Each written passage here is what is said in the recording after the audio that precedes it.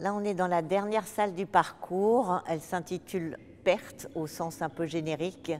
On a voulu donner un sentiment de retour à la terre ou à des sentiments essentiels. Au sol, des sculptures faites en pierre de savon, faites par une artiste brésilienne qui s'appelle Solange Pessoa, qui est plutôt un travail récent. La représentation d'un homme par James Lee Bayer, mais de 1956. Un homme qui est assis ou presque à plat. Et comment va-t-il se redresser? Jan Die Betz, ce paysage panoramique qui évoque le passage du temps au sens littéral. Donc ça a été réalisé en Italie, mais ça évoque des colonnes qui datent de juste après la naissance du Christ. Une œuvre de Thomas Auceago. Donc c'est une sorte de mur qu'il a réalisé au moment de l'élection de Trump, qui a donc parlé du mur entre le Mexique et les États-Unis. À partir du moment où il a été conscient de cette urgence, il a du coup fait un mur qui parle de transparence, un mur qu'on peut traverser, et on l'a mis en face d'une sorte de relief d'une artiste d'origine iranienne qui s'appelle Neri Bargamian, qui part d'objets qui permettent au corps de tenir. Là, c'est comme les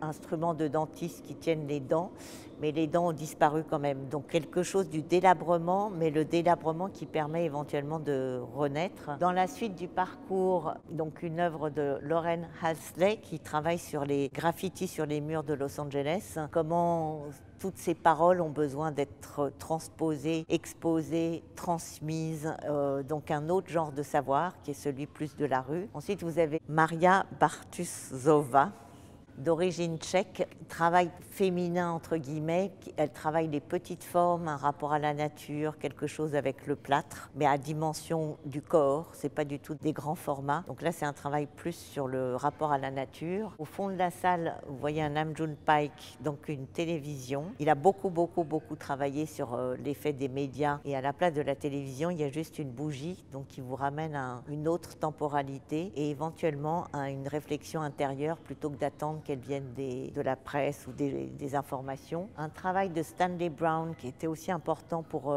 Thomas, qui demandait sa direction pour trouver un chemin dans la rue et gardait le dessin que les gens lui fabriquaient.